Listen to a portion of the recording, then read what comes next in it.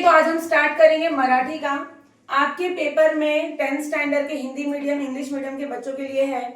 Paper में जो Marathi grammar आते हैं या मराठी से रिलेटेड जो भी छोटी मोटी चीजें पूछी जाती हैं वो क्या होता है, उसमें ये सारे टॉपिक्स इंक्लूड होते हैं जो बोर्ड पे लिखे हुए हैं। वाक्य प्रकार में कितने हैं? आज्ञार्थी, प्रश्नार्थी, विधानार्थी, उद्गारार्थी, फिर वाक्य रूपांतरण, वाक्य प्रचार, और उसके बाद शब्द संपत्ति आती है, समानार्थी, विरुद्धार्थी, लिंग, वचन, शब्द समूहाबद्दल एक शब्द, अक्षरापासून प्रत्येकी दोन अर्थपूर्ण शब्द, अक्षरे जुळवून अर्थपूर्ण योग्य क्रम जडवून लिहा, अपूर्ण वाक्य, अचूक शब्द, शब्द शुद्ध स्वरूपात, काल, काल में वर्तमान काल, भूतकाल, भविष्य काल, विराम चिन्ह के इतने सारे प्रकार हैं। तो आज हम लोग ये सारी चीजें आपको एक्सप्लेन करेंगे विथ एग्जाम्पल्स, एक दो एग्जाम्पल के साथ या ओरली या लिखकर जो भी रहेगा पूरा क्लियर कर देंगे, जिससे आप लोगों का एक बार इन शॉर्ट में रिवाइज हो जाएगा कि मराठी ग्रामर में क्या क्या आपको आने वाला है। ये आपका हर पैसेज, जितना भी पैसेज आपको एग्जाम में दिया है, पैसेज में जो क्वेश्चंस दिए रहते हैं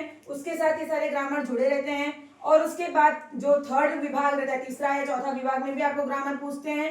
और लास्ट में पांचवा विभाग तो आपका पत्र, कथा, लेखन वो सब रहता है, वो अलग, वो डिफरेंट है, वो इसमें एक्सप्लेन नहीं है। ठीक है, तो हम स्टार्ट करेंगे सबसे पहले वाक्य प्रकार से।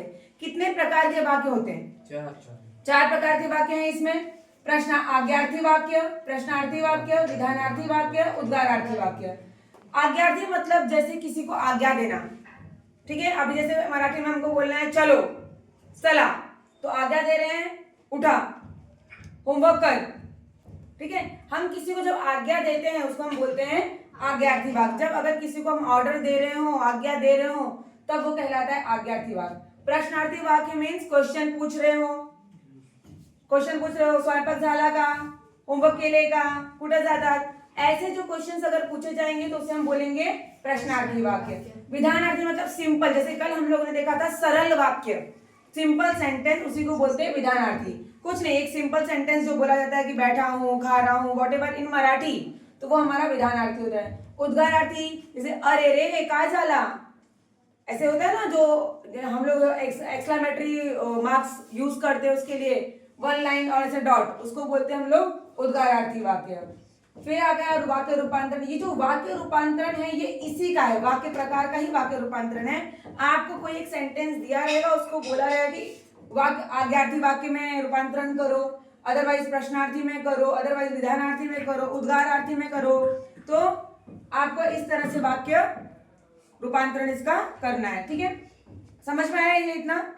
यस और नो? ओके। फिर आगे हमारा आता है वाक्य के प्रचार। वाक्य प्रचार में जैसे एक शब्द दिया है, अपना हम हिंदी में भी आता है, शब्द दिया रहेगा, उसका हमको अर्थ लिखना है और उसको वाक्य में, सेंटेंस में यूज करना है। सेम मराठी में भी है हमारा, जैसे कि ललकारी देने, तो ललकारी देना मतलब किसी को हम किसी पर बहुत जोर से गुस्सा करते हैं तो गर्जना देने, गर्जना करने। भान असणे, जाणीव असणे, इस तरह से आपको उसकी मीनिंग लिखनी है और उसका वाक्य में अगर बोला है कि यूज करना है तो आपको उपयोग भी करना है। फिर आता है हमारा शब्द संपत्ति। शब्द संपत्ति में समानार्थी, विरुद्धार्थी, लिंग, वचन और भी बहुत सारी चीजें हैं। समानार्थी मतलब समान शब्द, जैसे हम लोग हिंदी में यूज करते हैं अगर खुशी का, आनंद, वैसे ही मराठी में भी समानार्थी शब्द होते हैं, विरुद्धार्थी शब्द होते हैं, अपोजिट वर्ड्स मतलब विरुद्धार्थी। लिंग मतलब हमारा जो हम लोग लिंग ओढ़ा भी आता है, लिंग बदला भी आता है, राइट। जैसे कि अगर भैंस आ गया, भैंस मतलब भैंस, हम लोग भैंस बोलते हैं हिंदी में, और मराठी में लिखते आधा भैंस, भैंस, राइट ना, भैंस ही बोलते हैं उसको। तो भैंस का क्या रहेगा लिंग बदला में, बताओ? नहीं, रेड़ा, रेड़ा बताया भी था मैंने आप लोगों को, भैंस का क्या रहता है? रेड़ा। इसी तरह से आपको लिंग बदला भी आ सकता है, लिंग ओढ़ा भी आ सकता है। ओढ़ा मतलब पहचानना, बदला मतलब बदलना, चेंज करना।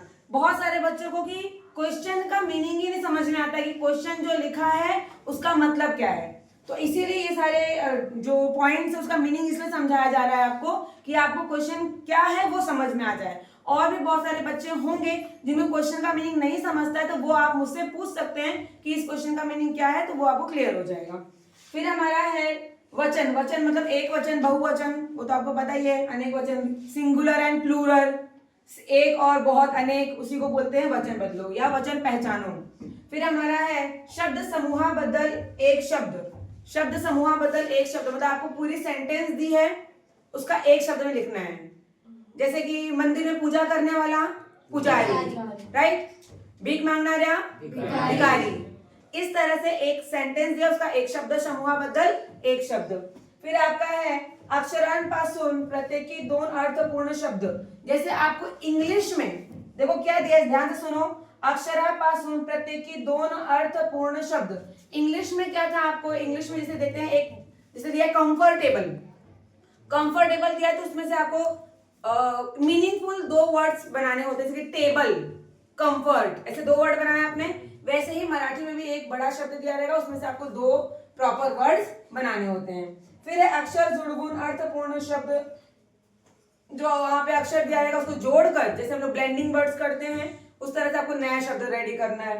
फिर है योग्य क्रम जुड़गुण अर्थपूर्ण वाक्य, आपको ऐसा उल्टा सुल्टा शब्द आगे पीछे करके सेंटेंस दिया रहेगा बट आगे पीछे करके आपको उसको करेक्ट सेंटेंस में बनाकर लिखना रहेगा।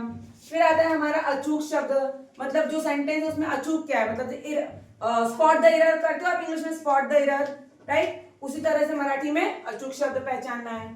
फिर है शब्द शुद्ध स्वरूपात, अगर कोई शब्द दिया उसमें मात्रा कौन सी गलती है, क्या गलती है, उसको सुधार कर फिर से लिखो। फिर काल आता है, काल जैसे कि हम लोग इंग्लिश में पढ़ते हैं टेंस, हिंदी में भी काल हम लोग ने देखा था, और ये काल ड खाली रहता है, शब्द वही है। वर्तमान काल, भूतकाल, भविष्य काल।